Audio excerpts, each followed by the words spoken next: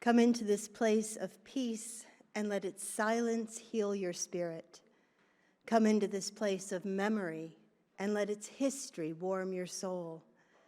Come into this place of prophecy and power and let its vision change your heart. Welcome to the Unitarian Universalist Church of Amherst.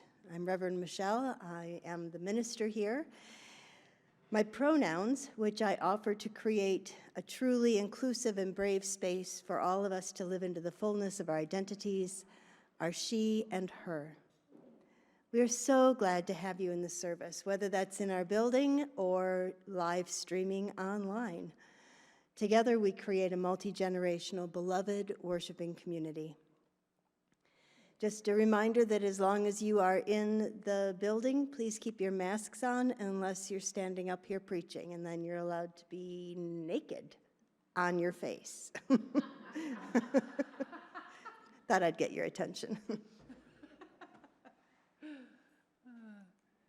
Good morning, everyone. I am UU Amherst Director of Faith Development, Angela Warren. Welcome. As we gather, we acknowledge that our church is built on occupied land that once belonged to the First Nations people of this region, the Haudenosaunee. May we be good stewards of the land and courageously cultivate community with all living things. We begin our time together by lighting the chalice, the symbol of Unitarian Universalism. We offer these words from Reverend Scott Taylor and the Soul Matters worship team. Today we return to the shelter of each other, to arms that hold us in the midst of the storm, to voices that help us hear our own, to hearts that accept us for who we are. May we be for each other a source of safety and sending. May we offer each other both comfort and challenge. May this place of peace lead us to share peace with others. Let us begin. It's been said that Unitarian Universalism is the religion that puts its faith in you, trusting each individual to engage in a spiritual journey and to reach your own conclusions about spiritual matters. We do that in beloved community as we support one another in faith and in friendship. In that spirit, this congregation has created a covenant, a sacred promise of how we will strive to be with one another. Please join me in speaking our covenant. Together we promise to gather in compassionate community, to celebrate diversity of thought and unity of spirit, and to seek wholeness for ourselves, our children, and our world. The Ant Farmers by Jamie Hinson Rieger, illustrated by Claudia Brooks. I don't know if you know this, but there are many different kinds of ants in the world who behave in all kinds of different ways. Some kinds of ants live by being farmers. Did you know there were ants who were farmers? Our story is about leafcutter ants. Leafcutter ants pull pieces of leaves off of a tree, and then they carry their leaves to their home underground and chew them up and spread them out in special rooms, where fungus grows on top. Then the ants harvest and eat the fungus. It's just like growing corn or lettuce, only these ants grow fungus. So, once upon a time, there was a colony of leafcutter ants who lived in the ground under a big shady tree in Texas. And the ants farmed by taking bits of the leaves off that tree down into their home underground to grow fungus. They didn't take all the leaves from the tree, or even most of the leaves, but always stopped after just a little. One day, one of the ants, who was a smart, ambitious young ant named Myrna, said, "Why do we always take so few of the leaves from the tree? If we had more leaves to spread out, we could grow more fungus, and then we could eat even more delicious fungus." "We've always done it this way," said the other ants. "It's just how we've evolved." "That's no reason," said Myrna. "Evolution schmevolution. I say we take more leaves." "What do you think that will do to the tree?" asked Myrna's little sister, whose name was Mo. "We don't want to hurt the tree." Hurt the tree, said Myrna. The tree is so big, and we're so small. The tree has always been here. It is impossible to hurt the tree. Let's get more leaves. So the ants harvested more leaves than usual that season, and the tree grumbled a little for its lost leaves, but the ants didn't hear it. They grew more fungus than the year before, and they ate until they were full and then some, and they were pretty happy about that. The next season, Myrna said, "Last year was good, but we should take even more leaves and grow even more fungus." "What would we possibly do with all that fungus?" the other ants asked. "That's more than we can eat." "Right," said Myrna. "We'll have leftover fungus, and we can trade that with the other ants in the forest for stuff." The ants were confused. What kind of stuff? "I don't know, bits of amber, teeny tiny rocks, torn pieces from a discarded candy wrapper, threads from an old shoelace, consumer goods."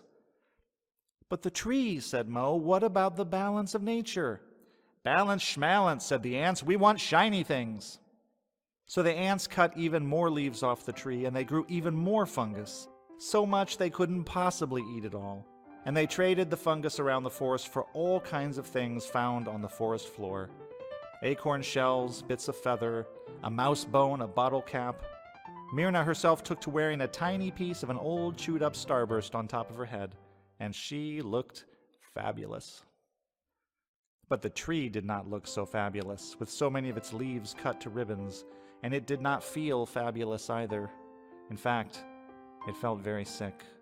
And when a tree starts to feel sick like that, its leaves get sick too, and they stop being a good place to grow fungus, which is something the ants didn't know. Soon, new fungus stopped growing from the leaves the ants were spreading out because the leaves were sick, and the fungus that was already there began to die. "What is happening to the fungus crop?" cried the ants in alarm. They tried to spread out even more leaves, but that did no good at all because the leaves were sick. Soon, all the fungus crops were dead, and the ants knew that that meant no more fungus could grow, because it takes fungus to make more fungus. "With no fungus to grow," said the ants, "we will surely starve."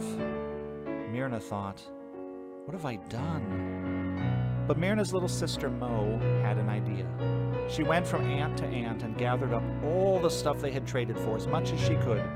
And she went to a neighboring colony in the forest, and she traded all that shiny stuff, every last bit of it, for a little tiny piece of fungus, just the tiniest piece. That was all the other ants could spare. Then she brought it back to her tree. "Look," said Mo, and she held up the tiny piece of fungus. "It's so small," the other ants said. "It will be enough," said Mo. "We'll have to start all over and grow a new fungus crop from almost nothing. And we'll have to go very slow at first to give the tree time to heal. It will be hard, but we can do it." "And when we do," said Myrna, "this time we'll grow no more than we need and only take from the tree what it has to give." And so the ants returned to living in harmony with the balance of nature, and the ants and the fungus and the tree lived happily ever after. The end.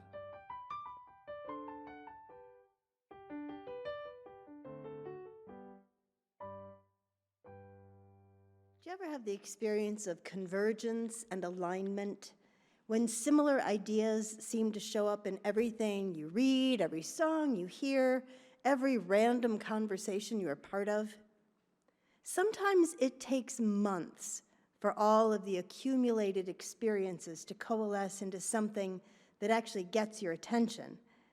And you look back and recognize all the little nuggets that have aligned into something that will not let you go. Today's nuggets in the service that have aligned are the result of those little boop. Here's a thing. Here's a thing. Are you paying attention, Michelle? Every once in a while, one of those things goes ping and actually goes all the way in, and I pay attention. And so our service today is made up of a lot of different little nuggets that I think, I hope, will weave together some of what has been coalescing for me, what convergence and alignment is happening for me. These components weave together and create a tapestry that culminates in cultivating relationship. That's the thing that's been chasing me down for the last few months. Becoming a people who cultivate relationship is the Soul Matters theme for this month.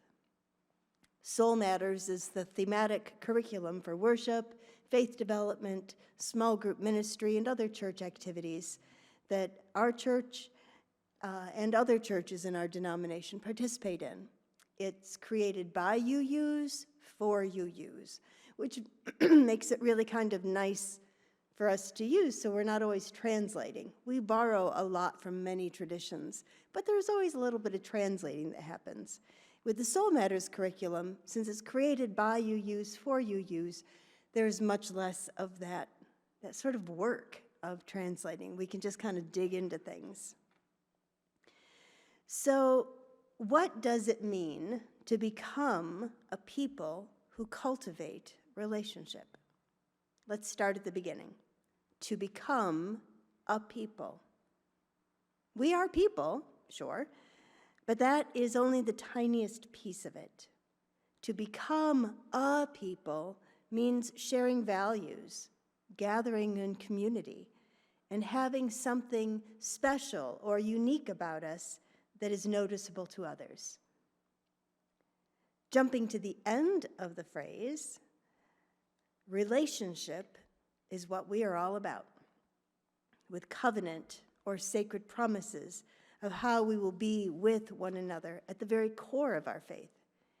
Our shared values, our principles, are steeped in relationship with our sense of the divine or what is of ultimate importance to us, with our own sense of self, identity, and integrity, with one another, and with the larger world and the earth itself. I appreciate the word choice of cultivating relationship. Cultivating takes time and trust. Planting seeds is relatively easy. Relatively easy. Had to just check in with our resident horticulturalist. Did I just say something stupid? I should check in with her before church. Note to self. But planting is relatively easy. But cultivating a mature plant or even crop takes dedication and the faith that when it appears that nothing is happening, something important is happening. Cultivating requires dedication. I hope we are truly becoming a people who cultivate relationship at every possible level. Every element of today's service is meant to lead us into a deeper understanding of cultivating relationship, as that is the convergence or alignment that has been showing up. And not just in my own life. In conversations with many of you, you've talked about some of the same topics, the same concerns, the same hopes and dreams. So let me share with you some of the elements of this convergence and alignment. I subscribe to Yes magazine, the byline of which is Journalism for People Building a Better World. The focus of this fall issue is enough for everyone, right-sizing our living standards and learning to share. Reading the magazine reminded me of Robin Wall Kimmerer's Braiding Sweetgrass, which our morning UU University group is reading, as well as some of the insights of Charles Eisenstein's Sacred Economics and the Gift Economy. Gosh, how long ago was it? At the beginning of the pandemic, 1,000 years ago, it feels like, a A bunch of us read one of Eisenstein's book called Climate, A New Story, and had some really, really rich discussions. I've preached on one of his other books, The More Beautiful World Our Hearts Know Is Possible. And this idea of a gift economy is woven through all of his thinking. And so I thought, well, I could reread all the books, and I could, sort of encapsulate that, or I could just let Charles talk. And I chose Charles. So here we go with a little bit of the gift economy and Charles Eisenstein.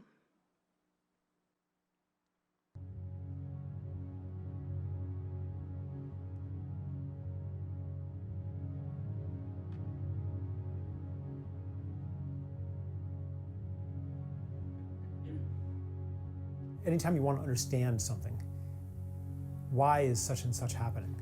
Why is there a biodiversity crisis?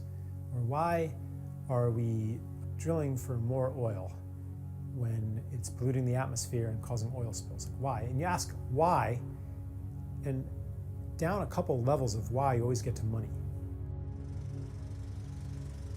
Yeah, I talk a lot about the story of self that every culture has, and it answers the question, what are you? What is it to be human? So it says that you're this separate being among other separate beings in a universe that is separate from yourself as well. Like, you're not me, that plant is not me, that's something separate.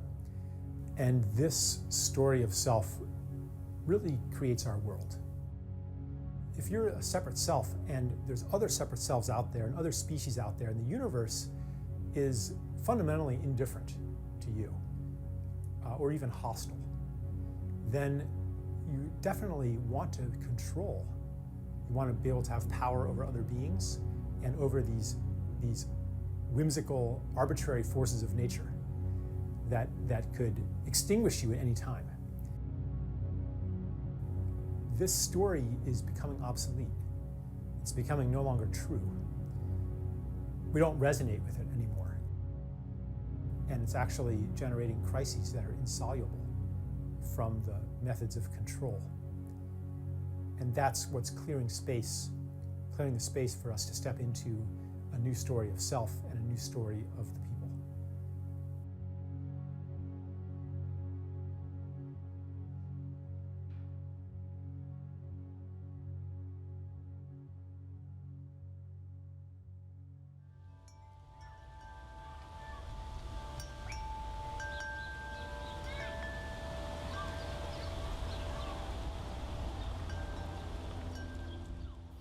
Well, money's an agreement.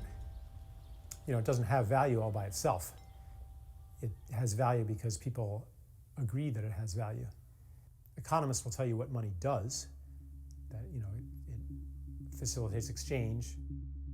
You use it to count things and keep track of things. You write some numbers on a magical piece of paper called a check, and you can cause all kinds of abundant goods to come to your house. You could even cause misery for thousands of people if you are one of the highest initiates of the magic of money. Yeah, scarcity is built into the money system. On the most obvious level, it's because of the way money is created as interest-bearing debt. So anytime a bank lends money into existence or the Federal Reserve creates money, the money comes along with a corresponding amount of debt. And the debt, because there's interest on it, is always greater than the amount of money. So it essentially throws people into competition with each other for never enough money. Growth is another thing that's built into our money system. If you're a bank, you're going to lend to the person who's going to create new goods and services so they can profit and they can pay you back. You're not going to lend to somebody who doesn't create goods and services. So money goes toward those who will create even more of it. But basically, economic growth means that you have to find something that was once nature and make it into a good, or was once a gift relationship and make it into a service. You have to find something that people once got for free, or did for themselves or for each other, and then take it away and sell it back to them somehow. By turning things into commodities, we get cut off from nature in the same ways we're cut off from community. We look at nature with eyes of it's just a bunch of stuff. And that leaves us very lonely and leaves us with many basic human needs that go unmet. And if you have money, you might try to fulfill this hunger through purchasing, through buying things, or through accumulating money itself. And of course, now we're nearing the end of growth. The planet can't sustain much more growth. And that's why the crisis that we have today won't go away.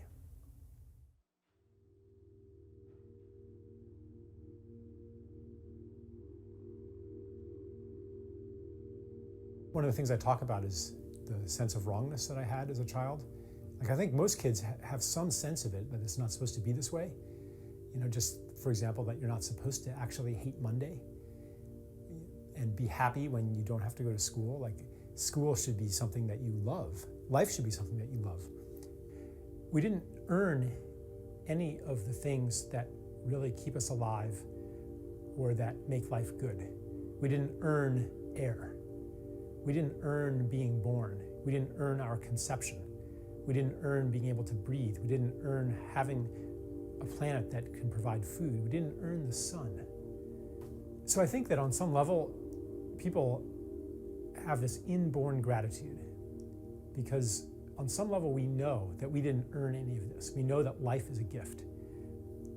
Well, if you know that you've received a gift, then the natural response is gratitude, the desire to give in turn. In a gift economy, it's not true the way it is in our money economy that everybody's in competition with everybody else. In a gift society, if you have more than you need, you give it to somebody who needs it. That's how you get status. And that's even where security comes from. Because if you build up all that gratitude, then people are going to take care of you too. And if there are no gifts, then there's no community. And we can see as societies become more monetized, that community has disappeared. People long for it, but you can't just have community as an add-on to a monetized life. You have to actually need each other. People desire to enact their gifts. And if they were free from money, they would do it. But money is so often a barrier. People think, oh, I would love to do this, but can I afford to do it? Is it practical? Money stops them. What beautiful thing would I do? What am I called to do? Would it be to set up big gardens for homeless people to take care of and reconnect them to nature? Would it be to clean up a toxic waste site? Like, what would you do? What beautiful thing would you do? And why isn't it practical to do these things? Why isn't there money in those things?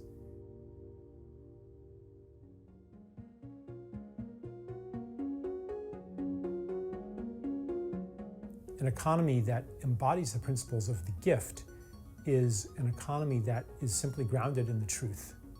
The task before us is to align money with the true expression of our gifts.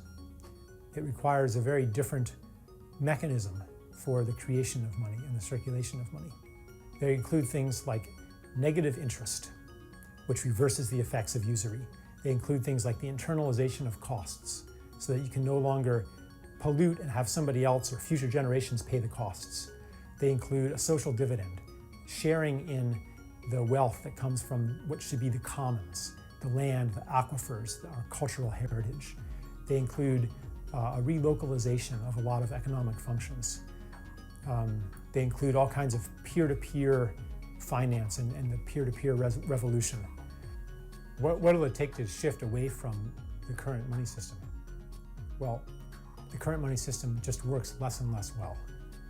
Growth can only be maintained at a higher and higher cost. Even our best efforts can't keep the economy growing as fast as it needs to for the system to work. And that creates further misery. People just can't take it anymore. Even the people on top, even the winners of this artificially induced competition, they're not happy either. It's not working for them either. So I think that we're going to see a series of crisis moments, each one more severe than the last. And at each crisis moment, we'll have a collective choice. Do we give up the game and join the people, or do we hold on even tighter? It's really up to us to determine at what point this wake-up point will happen.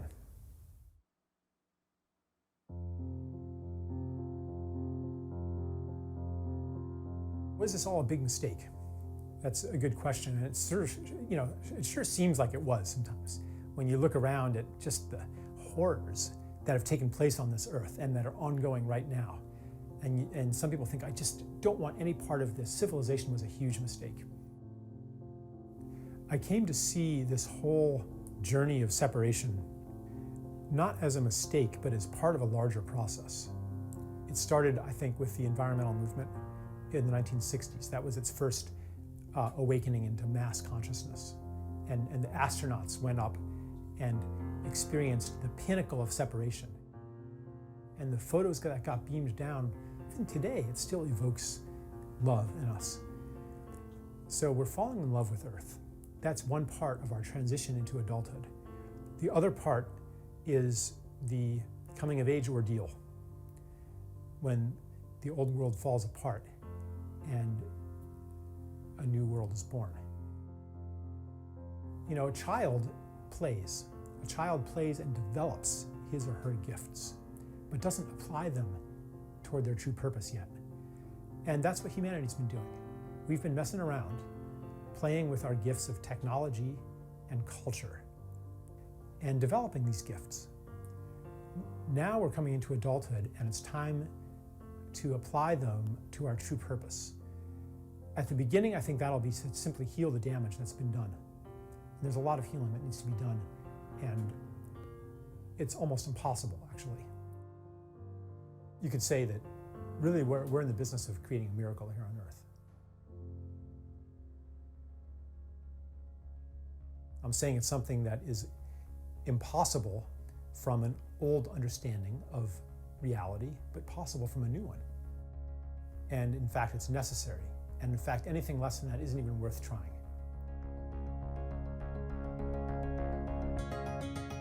He said it so much better than I would have tried to distill it and make it cute. So, Reverend Michelle, why are we talking about economics? It's Sunday morning, and aren't we all just beyond all of that? I mean, aren't we supposed to have a time away from thinking about these things? Nope. Because it is sacred. Our choices are sacred. The way we choose to live our lives is sacred. And it is a part of what we are creating together as a community of faith. Toward the end of September, our Director of Faith Development, Angela, shared with me a message from Father Richard Rohr from the Center for Action and Contemplation. It's really short, so I'm going to just share it in its entirety because it's one more nugget that fell into place for me in this holy convergence around gift and creating a gift economy. First, he quotes scripture. This is from the book of Luke, chapter 14. Jesus said to the host who had invited him, "When you hold a lunch or dinner, invite the poor, the crippled, the lame, the blind, and blessed indeed will you be because of their inability to repay you." Inspired by that exchange in the Gospel of Luke, Richard explores the economy of grace in which Jesus, and therefore God in his tradition, desires us to live. And he says, "I'd like to contrast two economies or worldviews. The first economy is capitalism, which is based on quid pro quo, reward and punishment, justice as retribution. This much product requires this much payment. It soon becomes the framework for our fundamental relationships, our basic self-image and actions. I deserve. You owe me. I will be generous if it helps me too. And it constructs a faulty foundation for our relationship with the divine. We've got to admit that this system of exchange seems reasonable to almost everybody today. If we are honest, it makes sense to us. It seems fair. I'm not going to say it's wrong. It does much good. The only trouble is Jesus doesn't believe it at all, and he's supposed to be our spiritual teacher. He continues, let's contrast this meritocracy, the punishment-reward economy of basic capitalism, with what Jesus presents. I'm going to call it a gift economy. In a gift economy, there is no equivalence between what we give and how much we get. We don't really like this model because we feel we've worked hard to get to our rightful social positions. We feel we have earned our rights. Yet if we call ourselves Christians, we have to deal with the actual gospel. The only way we can make the great turnaround to understand this is if we've had at least one experience of being given to without earning. It's called forgiveness, unconditional love, and mercy. If we've never received unearned, undeserved love, we will stay in the capitalist worldview where 2 + 2 = 4. I put in my 2, I get my 2 back. But we remain very unsure, if not angry, about anything free, whether it is free health care, physical, mental, or spiritual, or even free education. These benefits can be seen as natural human rights that sustain people's humanity and dignity, as papal social encyclicals make clear. All too often, though, we only want people in our own group to benefit from health care, education, and bailouts. We don't deserve anything. Anything. It's all a gift. Until we have begun to live in the kingdom of God instead of the kingdoms of this world, we will think exactly like the world. To understand the gospel and its radical transformative power, we have to stop counting, measuring, and weighing. We have to stop saying, I deserve, and deciding who does not deserve. None of us deserves. This daily conversion is hard to do unless we've experienced infinite mercy and realized that it's all a gift all the time. End of quote. The notion of a gift economy may stretch you to the limits of your imagination. We are all children of capitalism. It's the air we breathe, the water we swim in. These are challenging ideas. But as Charles Eisenstein noted, the current system is not sustainable. We need a paradigm shift. I believe we are at the cusp of just such a shift.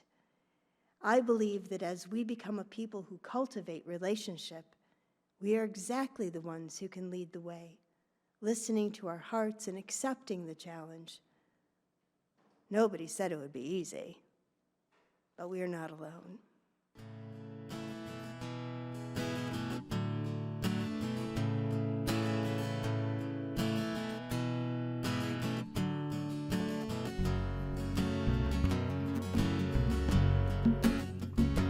I said, Julian, you are holy, you are holding my hand, and Julian, you are holy, you are holding my hand. She said, all will be well, all will be well, all manner of things will be well. I said, Julian, do you not know about sorrow? And Julian, do you not know about pain? And I said, Julian, do you not know about hunger? And Julian, do you not know about shame? But she said, all will be well, all will be well, all manner of things will be well. I said, Julian, do you not know about loneliness? And Julian, do you not know about disease? And I said, Julian, do you not know about cruelty? I said, Julian, it's too much. It brought me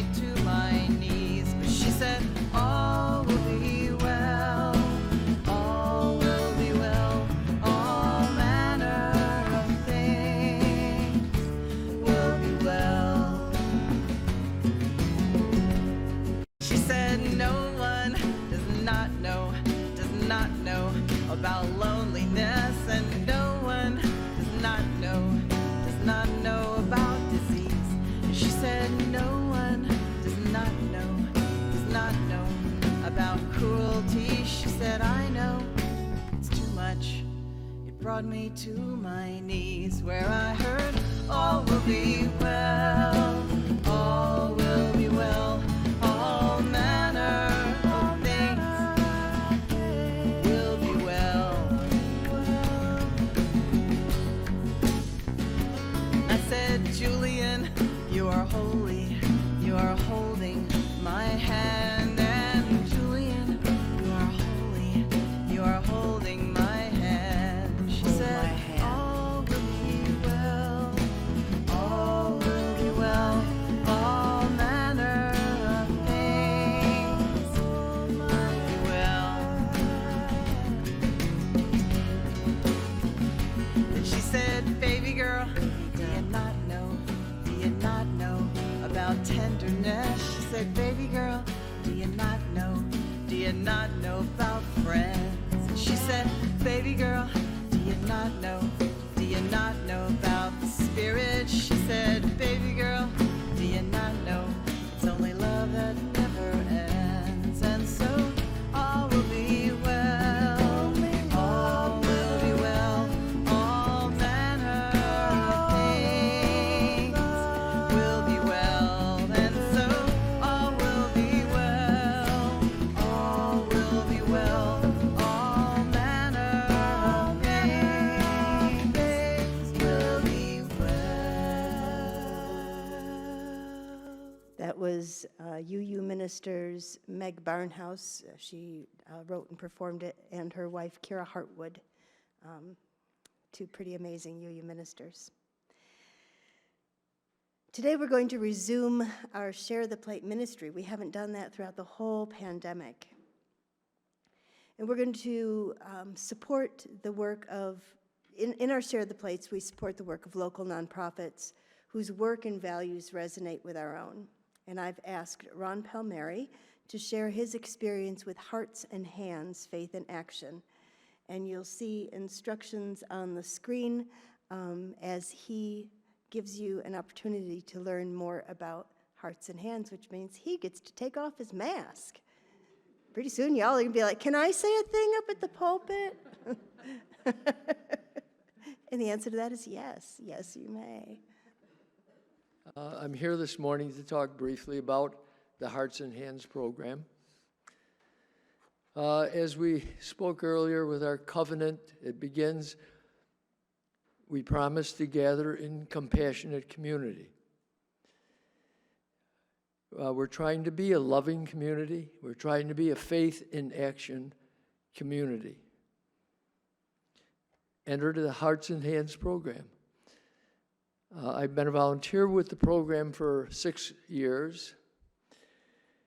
And this not-for-profit neighbor helping neighbor program primarily provides transportation to older individuals who are in need of some service, medical appointments, physical therapy, grocery shopping, maybe a hair appointment, but also for some non-transportation services or help, providing a couple hours of respite care for some caregiver, being a phone pal. That's something that I'm doing among some other activities. I'm calling a person in Alden once a week. It was a fellow whose wife died of COVID in January of this year. And he himself is disabled, doesn't drive, and was feeling very isolated, feeling some depression. Asked for someone from Hearts and Hands to give him a call, which I've been doing for a number of weeks, once a week. And we speak for about 30 minutes. And during one of the earlier conversations, I had encouraged him to contact the Alden Senior Center. He had never done that, and which he did do. And since then, 2 and 3 times a week, he is taken by van to the Senior Center for lunch and socialization. It seems to have helped him. I like to feel it's helped him a lot. I'd like now to make a very important point. Right now, there are about 100 people applying for help from Hearts and Hands. The waiting period for those on this waiting list is at least 6 months. However, there's an exception to this long waiting list. If a person applying for service is a member of a coalition church, they are moved close to the top of that waiting list. Oh, did I mention we are a coalition church? Right now, we have 3 members who were quickly made eligible through this expedited process.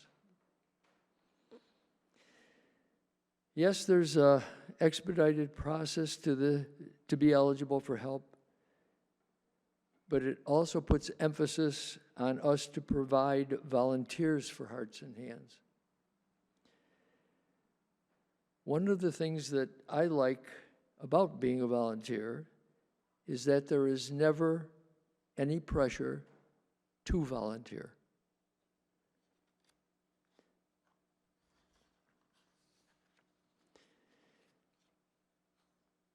We know that physical exercise helps to feel good today. Studies are showing that volunteering is beneficial to our mental health.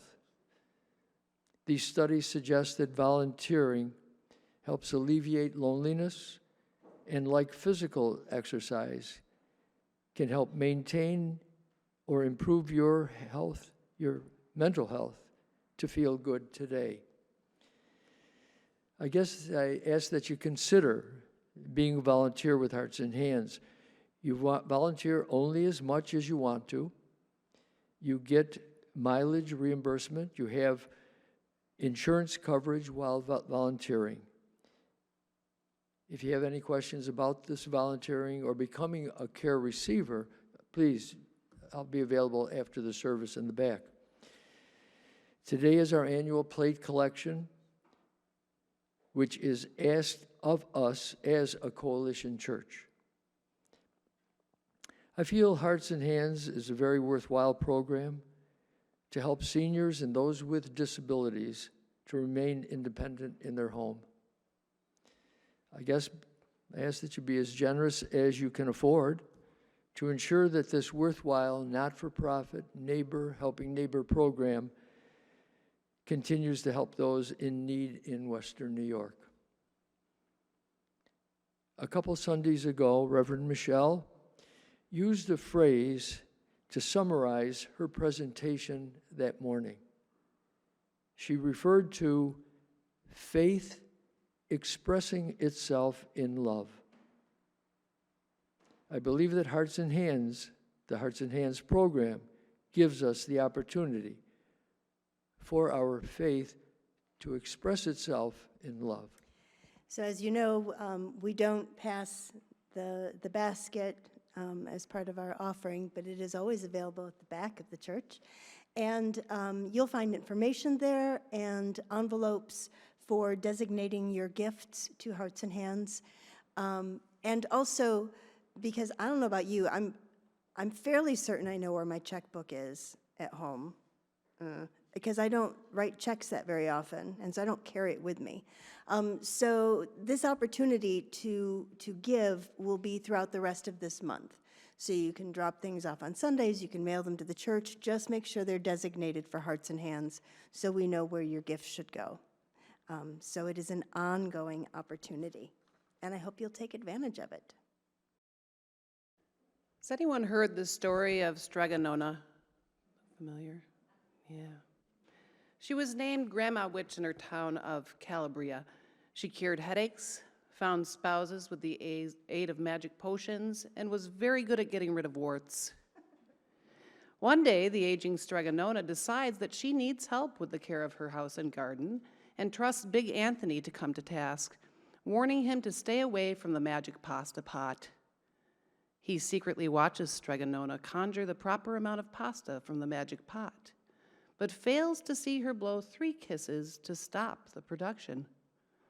When he engages the magic pot's powers, we learn from Big Anthony's mistake that more isn't always better, that enough is enough. Stregonona says that scarcity is a capitalist myth. But Stregonona, how can this be? There are people in need of food, shelter, and clothing all over the world, even in our own community.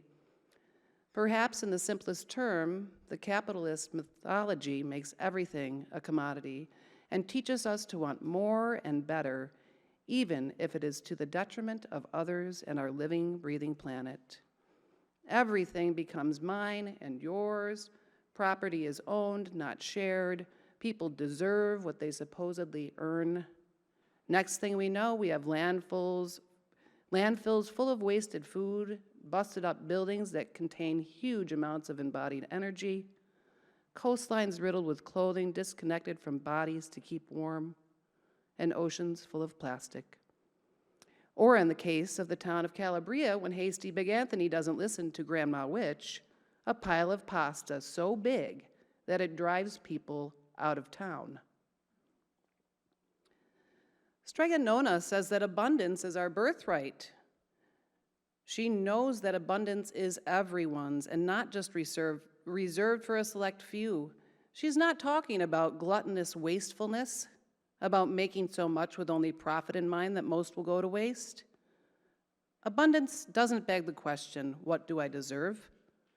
This leaves no room to look after others, denies the gifts that earth freely gives, and never asks, with whom should my gifts be shared? In Braiding Sweetgrass, Robin Wall Kimmerer explains the gift economy in terms of the abundance of strawberries. She quotes poet and cultural critic Lewis Hyde, who has made extensive studies of gift economies. He finds that, quote, objects will remain plentiful because they are treated as gifts. Gift exchange is the commerce of choice, for it is the commerce that harmonizes with the process of nature's increase. In other words, it pays attention. The gift economy knows how to say, enough is enough. It is wise like Stregonona, not careless and attention-seeking like Big Anthony. Stregonona says that community care is self-care. But wait, haven't we been told that we need to love ourselves before we can love others? Yet, if we are solely concerned with ourselves, we become blinded to the unexpected help we may receive. We may be so superficially turned inward that we isolate and pay no attention to the truth of mutuality and reciprocity that we can learn from one another and from the immeasurable beauty that surrounds us. Each Tuesday and Thursday morning as we study Braiding Sweetgrass, the chalice lighting we share is this. May we gather these mornings to explore indigenous wisdom whose worth is finally being recognized. May we learn as the trees do with deep, holy listening, interconnected, using the circle way as our form of practice. We care for all of those gathered in the circle by listening to what each individual has noticed in the reading and how we relate to it in our shared lives. We are each other's gifts. When we help each other discern what is important and beautiful, when we encourage one another to see how much we each have to share, we are caring for ourselves at the same time as we care for one another. Stregonona knows that joy is a radical act. More wisdom from Grandma Witch. Joy eludes our society. It gets buried in paychecks, covered up with the shiny, meaningless drivel of pop culture and expensive automobiles. The glare blinds our way to real joy, so much so that folks have a hard time defining it. Ask them. I have. I ask you, what brings you joy? Certainly purple asters and yellow goldenrod that dance together every fall know true joy in their relationship. Kimmerer asks why they are so beautiful and why they are together. Do they know more than we do? Maybe they recognize their connectedness, and maybe when we truly recognize the beauty of their dance, we are part of changing the paradigm that keeps us in competition with one another, rather than happily surrendering to the true joy that is reciprocity. We, all of us in this space today, are gifts to one another. All of the circumstances that brought us here today have not happened for naught. Let our purpose be to joyfully illuminate our collective imagination and to create what Eisenstein calls the more beautiful world our hearts know is possible. I'm going to invite you to pause for a time of quiet reflection, to listen for that still small voice, however you name that. I'll be offering a prayer, and then there will be music that happens, and you will be welcome to come up and place a stone or a shell on the labyrinth to honor the joys, concerns, and sorrows that you bring with you today. There are so many in our congregation and in the ripples that go out from us who need our love and care. And so I invite you to bring those names into your mind as I offer a prayer. Spirit of community in which we share and find strength and common purpose, we turn our minds and hearts toward one another, seeking to bring into our circle of concern all who need our love and support, those who are ill, those who are in pain, either in body or in spirit, those who are lonely or grieving, those who have been wronged. Holding in your heart the names of those needing love and support, I invite you to come forward to the labyrinth in honor of the joys, concerns, and sorrows that you carry today. If I can stop one heart from breaking, I shall not live in vain. If I can ease one living aching,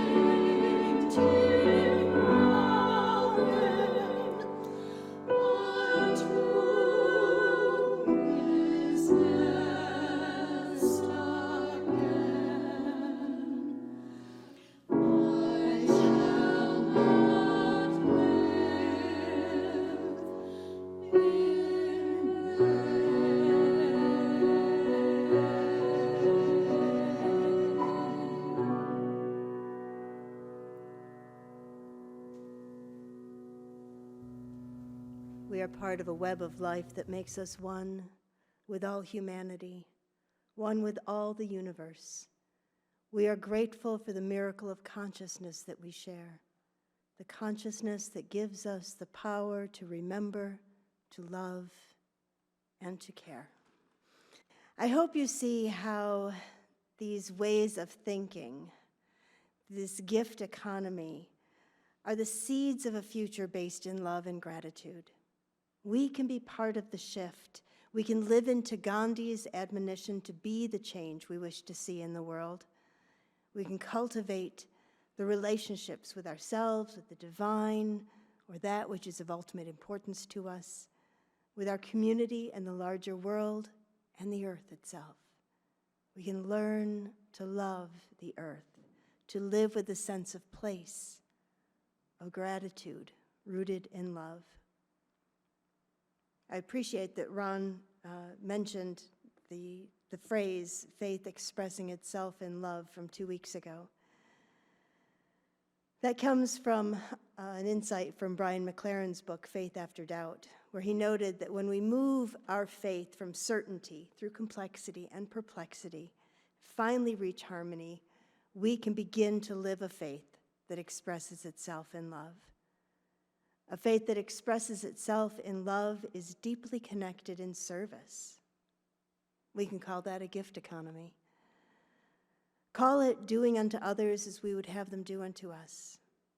Or simply call it love, and let love call you into service. Thank you for joining us in worship today. I hope you have been inspired and uplifted by sharing this time together. A reminder that you can support the work of this congregation and the work of Hearts and Hands with your financial gifts that will be received at the back of the chapel. I invite you to share with me our affirmation. We pick fruit from trees we did not plant. We drink water from wells we did not dig. This is as it should be, so long as we dig and plant for those who will come after us.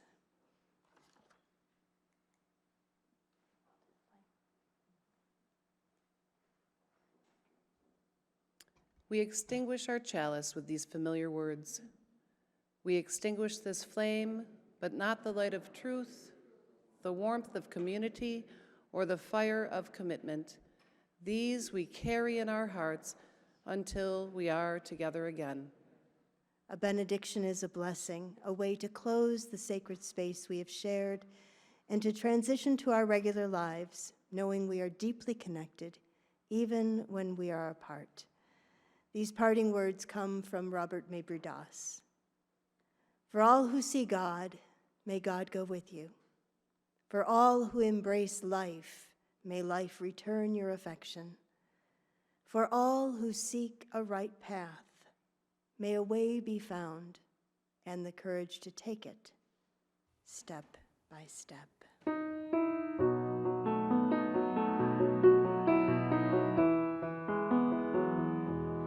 Travel